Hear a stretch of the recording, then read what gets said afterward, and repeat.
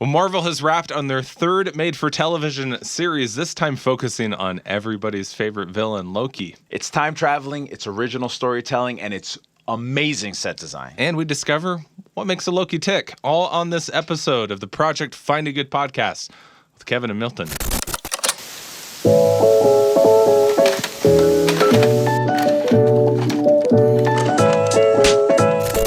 Okay, Kevin, it's another episode. Back to the MCU. We're talking about Loki. A fantastic 6th episode run. It was so good. It was really good. It was, you know what amazed me about this show? I look at my daughters, my children, how they watch television and movies, right? And I want to show them like all the classics, right? I want to show them all the old school movies, but I know that they're going to have a hard time because it's not full of like quick cuts and, you know, and big explosions, and because they watch with their phones and they're scrolling and everything. But this Loki series, there were scenes where were long conversational dialogue-driven scenes, and they were awesome. And my daughter is texting me saying, "Dad, this show is so good." And I'm like, who are you? Like, you like this? It was awesome. It was paced incredibly different. In fact, and this is the third television series that we've gotten from Marvel following WandaVision, which started out a little slow and then built to this big, giant finale. That was just huge fight. And then Falcon and the Winter Soldier, which was just like this driving force tension throughout the whole entire series. Yep. And then this one was a giant conversation in the finale. It was like a 45-minute monologue. Yeah. But it kept me so engaged. It introduced the next villain in the MCU. And we do have to always say, spoiler alert. Oh, we're gonna spoil the whole talk thing about the whole you. thing. Yeah. If the internet hasn't done that for you already. We're serious. I remember I told my wife Renee, I'm like, on Wednesday morning, I'm like, I've already had it spoiled twice on stupid headlines. I've got to watch it. And so like life is now getting on pause just because I do not want these things spoiled. Sorry, honey, can't pick the kids up from school. I got to watch Loki. So if you're watching this and you haven't watched Loki, you probably either don't care, and we've got some good themes that we're going to pull out of it. Yeah. Or you've already enjoyed it and you just want to I mean, we can't talk about all the themes. There's just too many. I mean, we could talk about like destiny and foreknowledge. We could talk about, what does time mean? Yeah, in any way. Like we can go super deep philosophically. We can even go spiritually if you want. Yeah. Like this is another series about time travel. Yeah, true. Which you don't get. No, I don't get. It's not really about time travel though. No? It's no. Except they did travel through time. Kind of. It's actually about different possibilities. You know, I heard something. This will blow your mind, Kevin. Oh, okay, yeah, probably. It doesn't take much. Well, pay attention. Try to pay attention. Look at me. Look at me. Okay, I'm right here. So, because this supposedly is opening us up to the multiverse, right? That there's many possibilities of what could be out there. And there are actual scientists who believe in this. Because if you think about it, they say the theory is that space is infinite. Mm-hmm. It doesn't ever end, which means that if you think about it, if it's infinite, that means there's an infinite combination of elements and atoms and things that make the universe what it is, which means it is possible if we go far enough into the universe that there is an exact replica of us, of our planet, of our Earth, somewhere out there. Is the podcast any better? I would hope so. It can't be. What are you talking about? We are so good at this. Yeah, but what if in like an alternate universe, you and I have like 10 million subscribers and we're it? Wow. Wouldn't that be amazing? Why can't that be here? If it's your fault, we don't have that.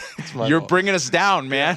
You're dragging the podcast down. Be better. I have thought about the possibility of multiple universes existing. Okay, you have thought about that. Yeah, especially in the realm of, well, is that even spiritual? Would I believe in God. Would he create other universes? And like, why not? Why can't God do anything he wants to do? And layer, but that blows my mind. I hope he's created a better version of me. I mean, it wouldn't be that hard. Right, yeah. Like, dude, a better body for sure. Yeah. Better hair. Help me out. I did appreciate how we explored what different Lokis do. What they look like. We got a lot of different looks. Female Loki, alligator Loki. We never really got an explanation of that. Kid Loki, Yeah. But at their core, they were all hungry power seekers, and, they all turned on each other, which I thought was a great twist. So there's the topic of who you are is who you are, no matter what form you're in. How deep does that core go? Yeah. And this goes to this topic, and this is where we want to dive deep, like identity. Who are you? What makes you who you are? In the end, all these Lokis had this commonality, right?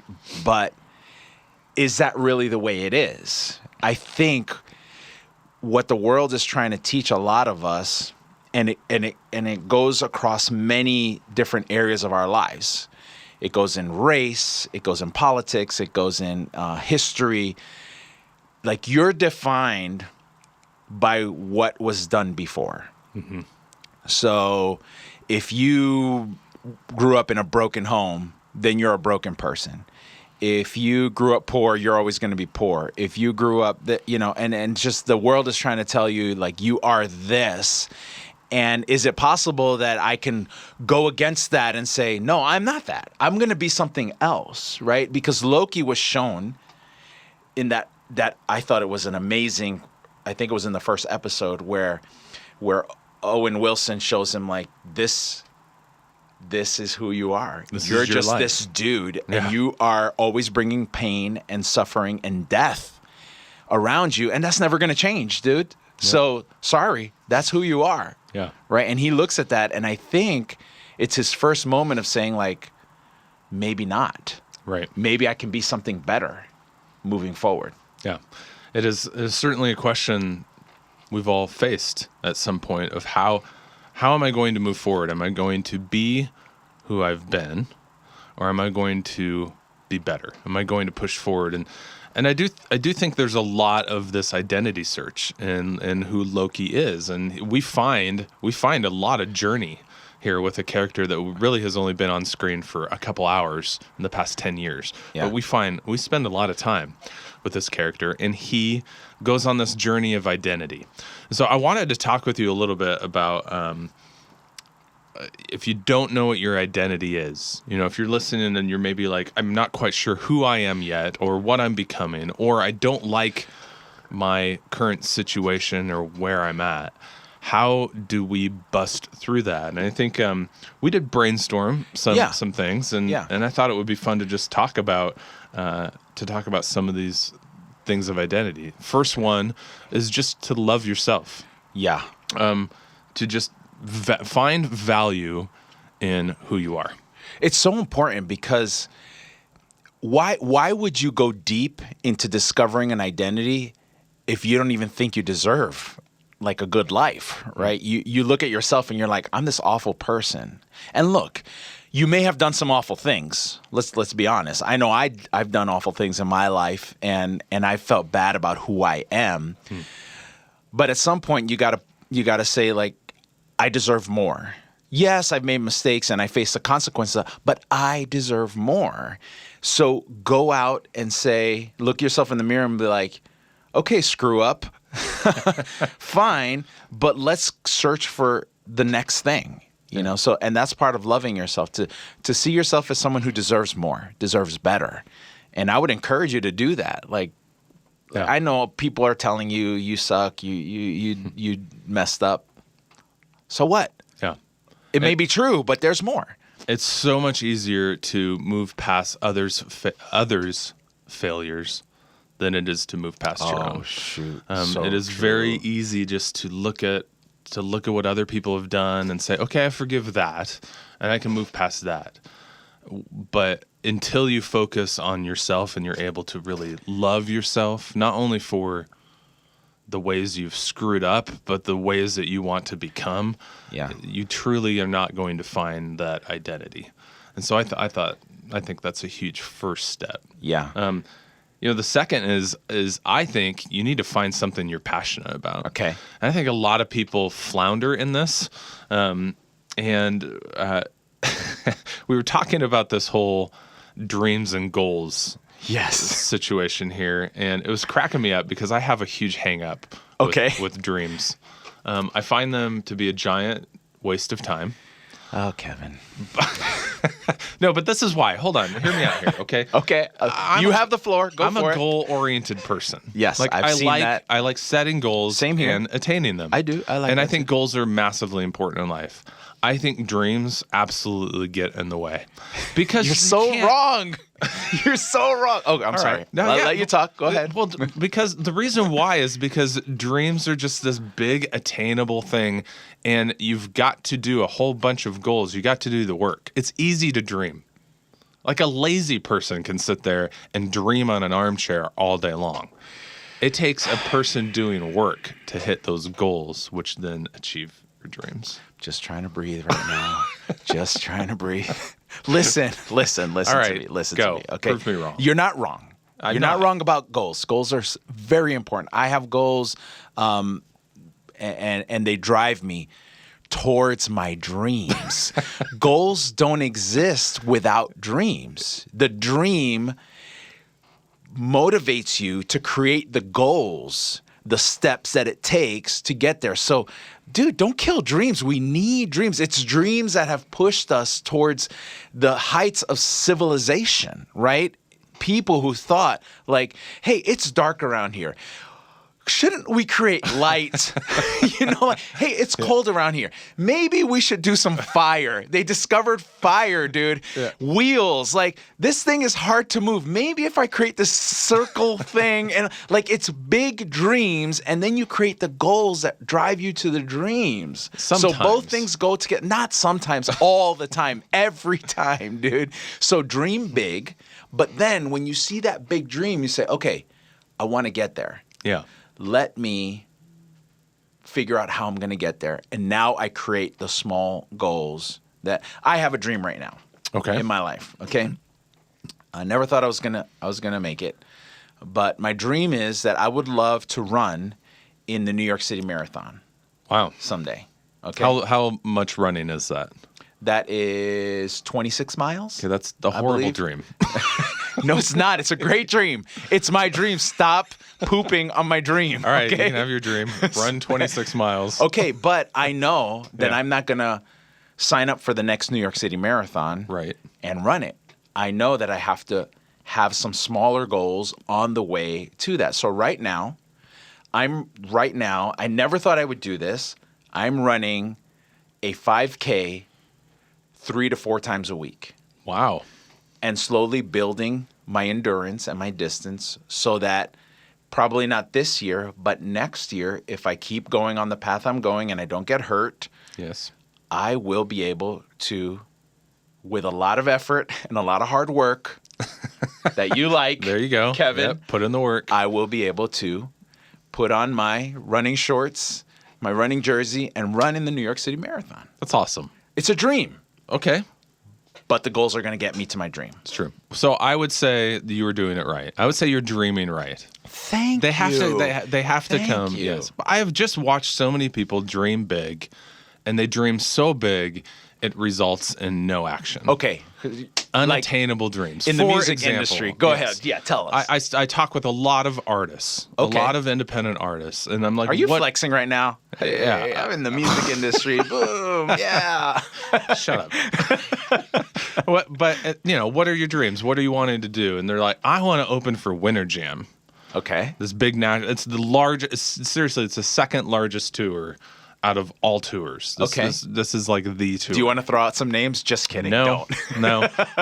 And I hear that and I go, oh, that's sweet. Like, you're not You're never going to headline. You're not going to get on Winter Jam. It's not going to happen. Man. This is a stupid dream. Because what it does is it sets up a whole bunch of unattainable goals that are going to lead to disappointments. And I just want to see people be passionate about what they can do. Right. Not what they want You to want do. to put a ceiling over people. You can only reach this goal. So just go for that. You're a glass ceiling guy. If you want to bust through it. But it's going to take a whole lot of work to bust through it, and I'm all for. But because the reality is, once you bust through that, then there's something else to achieve. There's something else to dream about. So you're always going to be pushing forward. I just want to see people reach their value. And to do that, you've got to set attainable goals. Well, wouldn't it be better, Kevin? Well, not better, but wouldn't an important piece of that conversation, let's talk about that artist that talks to you and says, I want to headline Winter Jam. Yeah. What if instead of saying that, they said, listen, I would love to headline Winter Jam. What would it take? What kind of path would I have to take in my career so that I have a chance to headline Winter Jam? And then you become this person who's a guide, who's a mentor, who's saying like, okay, you want to try it? There's no guarantee, but if you're going to do it, it's going to take these steps. Right. Yeah. And I think what a great opportunity to help people. And it's so important that if you have these passions, that you find people who are being successful in the area that you're looking to grow in, and to seek their advice, seek their mentorship, seek their direction, so that you have a better chance of making. Because I think this is true, I have never seen anyone reach a dream or a goal or a passion without getting help. True. It almost never happens on your own. Right. So surround yourself with people who who can root you on, who can provide you resources, who can give you those next steps. So. Or slap you in the face when you're doing something stupid that's taking you away from your goal, calling you out. We need those people too in life. And I had a mentor once when I was doing my extra education after becoming a pastor for a while. And one time he just called me out. He's like, dude, what are you doing? Yeah. Like, where are you? You're in ministry and you're not doing ministry. You're not doing it right. And I was mad when he said that to me. I walked out of that conversation being like, how dare he say those things to me? And then I went home and I thought about it and it's like, he's right. Shoot, he's right. Yeah. And I actually had to go back and apologize to him. Wow. I was like, dude, you put me in my place and I needed to be put in my place. Thank you. And that was hard to hear. But we need people like that because getting to your dreams is hard. It's hard. In fact, it's impossible. It takes the miracle of just hard work and good mentorship and good circumstances and even some luck, I think. It all wraps up into it. Well, good for you for continuing to be a dreamer despite never being able to achieve any of them. Hats off. Dream a dream, brother. You need some more dreams. I'm going to help you get some dreams. Okay. All right. So I think another way that we can find our identity is to, once you have discovered your passion, and really the way to do that is to try a whole bunch of stuff. Just keep trying stuff. We didn't talk about that. Right. Because I think a lot of us are afraid of trying stuff and hating it and wasting time. That's me. It's like, I'm not going to do that. I would hate that. Like river rafting. What's wrong with river rafting? I would die. No, you would not. I probably would. No, you would not. You don't want to go on a blob. You don't want to whitewater raft. Yeah. I have this in my life. I have found my passion, what I believe in music. But I certainly can see areas where I'm like, I'm not doing that. And so I don't, even though I'm adventurous-ish. Very-ish. I mean, not even close to ish. Let's be real here. You're so far from ish. Dude, I went hiking in the forest a couple days ago by myself. Well, that's true. You did do that. I did think I was going to get ate by a bear, and I pictured a text to my wife telling her where I was at every 20 minutes. But I was fine. I didn't get. She's so impressed by your masculinity, I'm sure. Not ate yet. She's like, shut up. Yeah, but you're right. You got to go for stuff. You got to travel, read different books about things that you probably would never have read about. just meet different people, go to a different part of town, try a different food, just like try new experiences, because it's in the new experiences that you might discover a new passion or a new side of your passion that you didn't know was there. Listen to different kinds of music. Not country. Oh boy. What's wrong with country? What is it? Too many dreams. Oh boy. So you didn't think that you would be a runner, right? Never thought I would be a runner. And it was just my wife challenging me, like, try, give it a try. You've lost all this weight. Now your joints probably not going to hurt. And I'll be honest, I don't really enjoy running, like the process itself. But what I do enjoy is the goal and reaching the goal. And I'm moving towards that now I'm past the 10K part. So now I'm training towards the half marathon. Well, and once I get there, then I'll go for the full marathon. And I just love that I'm slowly seeing progress. Yeah, great. So get out and try new things. Yeah. I always want people to find a way to make a living. This is maybe the entrepreneurship in me. Yes. Find a living at what you love to do. Or, find a way to make a living doing what you love to do. I guess is the better way to say that. Well said. And I think that the second time, I think that is a huge goal in life is to make a buck at what you love to do. I agree with you. My problem or the danger in what you're saying is a lot of people think like the minute they just step out, that's automatically going to happen. Like I'm just going to, I love music. I'm going to make a living in music. Well, you may have to work at the gas station for a while to feed yourself while you're developing the plan to make a living in music. So don't think it's an automatic. And I see this a lot in ministry. Like a lot of these young pastors come out of, the pastor school. We call it a seminary. But and they just think like, oh, hand me the biggest church that has all the bells and whistles. And I'm saying to them like, who are you? Like, we've been putting in the time and the effort, and we've been learning, and we've been like grinding out here. And you think you're just going to step into this thing. And it does happen sometimes. I don't want to say that it's impossible, but in general, you got to put in years of hard work to make a career out of your passions. For sure. It doesn't mean that you shouldn't try. Just be patient and go through the hard steps that it takes to get there. That's good. Finally, we talked about filling your social circle with people who inspire you. Oh, yeah. Huge. And I think that goes back to just building that community around of people who could help you reach those realistic goals. Yeah. Slap you in the face, get you back on path. And it's so much easier to do now than it was because there's so many great big time people in your passion, in your industry that are doing podcasts, that are doing YouTube channels, and you could watch or listen to hours and hours of them just talking about their story and telling you how they did it and you finding inspiration in what they're doing. So, yeah, there's really no excuse anymore. Nope. Like, you can have a physical person next to you, for sure.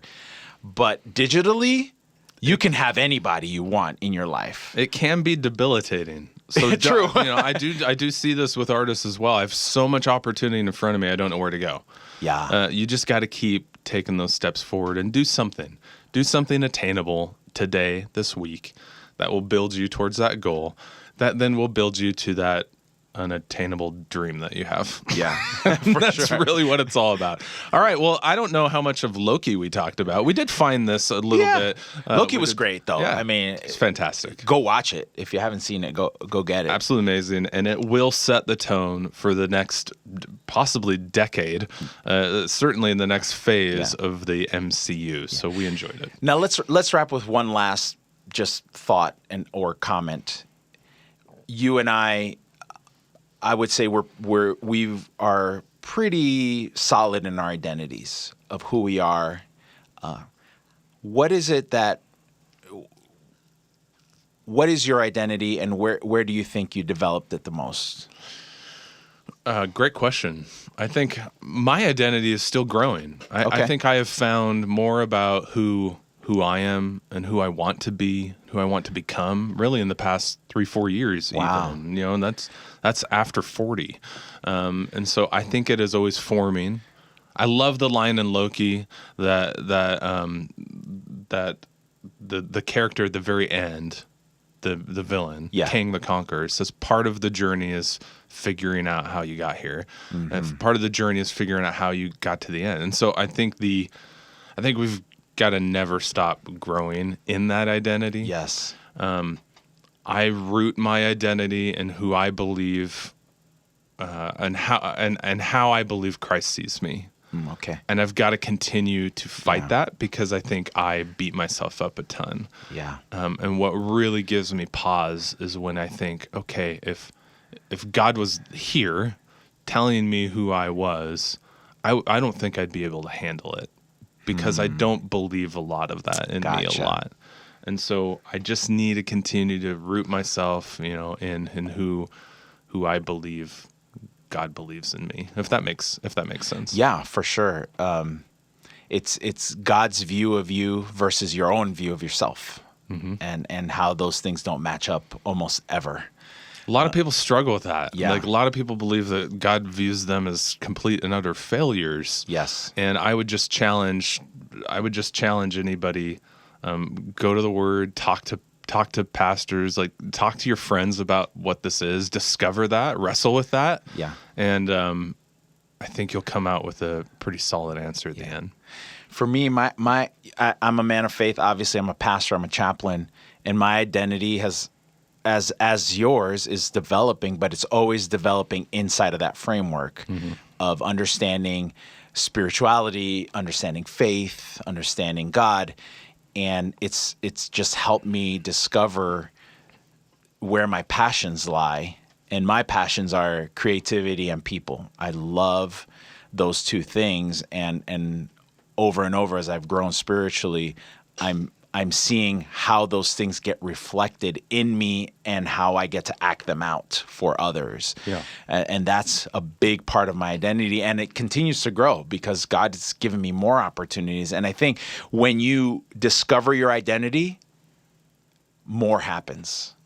Yep. More opportunities happen for you to push that identity out and really affect the world for good. Yeah, it's good. So there you go. That's our episode today of the Finding Good podcast. So if you are enjoying our content, please subscribe, like, and smash that bell. And of course, we will see you next time where we will be talking about more great content. Can't wait to talk to you again.